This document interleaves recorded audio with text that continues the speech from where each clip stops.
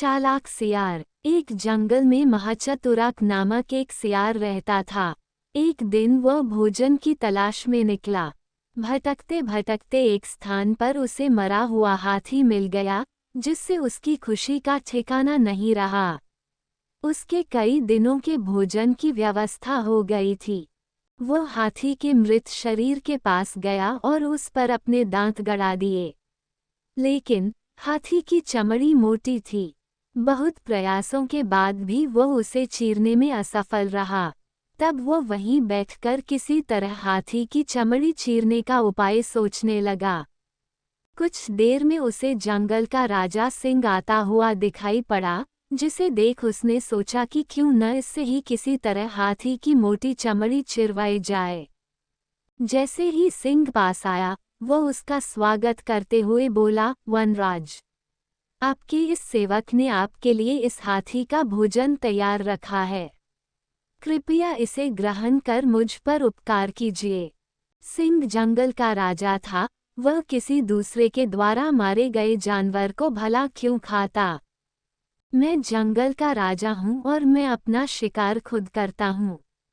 इसे तुम ही खाओ।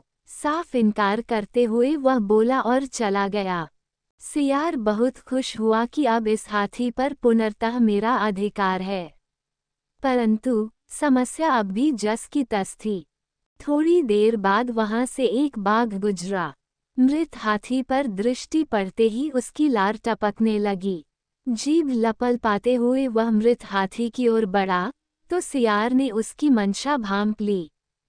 वह बोला, अरे बाघ भाई, बड़े दिनों बाद आपके दर्शन हुए। सब कुशल मंगल तो है? मैं ठीक हूँ। तुम कैसे हो और इस मृत हाथी के पास क्या कर रहे हो? बाघ ने पूछा। सियार बोला, मैं यहाँ इस मृत हाथी के रखवाली कर रहा हूँ।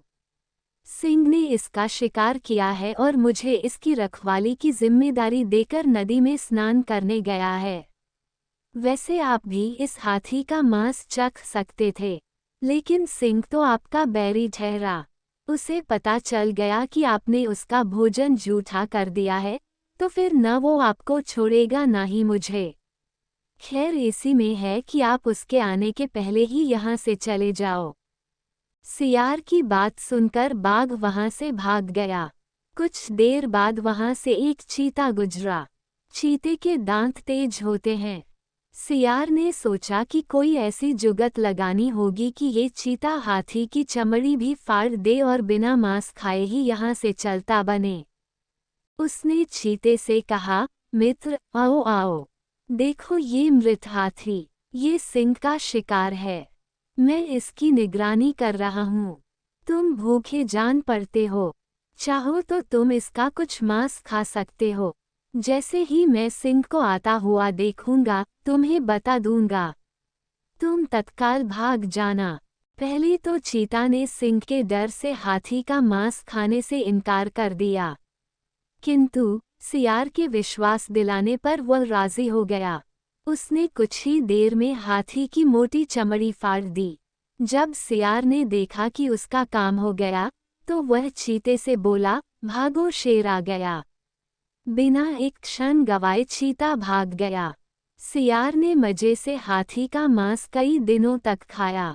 इस प्रकार उसने अपनी चतुराई और सूझबूझ से अपनी समस्या का समाधान निकाला।